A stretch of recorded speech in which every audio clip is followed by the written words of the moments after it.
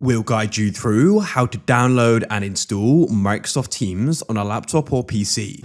If you find this useful, then consider subscribing and liking the video. Microsoft Teams is a great app to go and have on your computer because with it, you can go and set up, host, and join Teams meetings.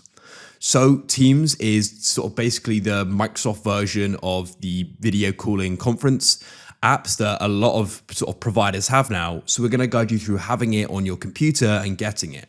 Make sure it is full guide and don't skip ahead. So to go and get started with this, you need to go and open a web browser of your choice, whether you like to use Microsoft Edge, Google Chrome, Firefox, it doesn't matter. I'm going to use Chrome, but it doesn't matter. Now, when you go and have it open, we need to go and search for Microsoft Teams, like so. You want to come to this top result here, we'll go and say sign in Microsoft Teams and it's Microsoft.com. This is then the official Microsoft site.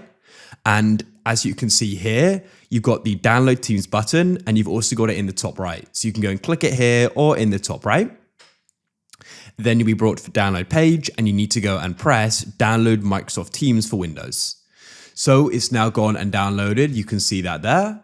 What we're going to do is then go and open up our file explorer. So you can press that at the bottom of your computer. If you can't see it, press search and type in Explorer and you can find it. Then you want to go and double click on the MS Teams setup and it should shortly go and launch. As you can see, here it is, and it's now going to go and be downloading. Just go and be patient. When it finishes, it'll go and close. Then what you can do is you can go and press the search at the bottom and you want to go and type in Teams and you should go and see the Teams app here and you want to go and click on it and it's then going to go and open up. Now, I actually already have some accounts logged in on my computer so I can go and choose a Microsoft account here. Otherwise, you can go and sign into your account like so. You can actually go and create one if you don't already have one as well. Of course, make sure you sign into the right one, whether it's a work or personal one. I'm going to select this here to go and continue with, and it's then going to go and open up, and we can go and get started with using it.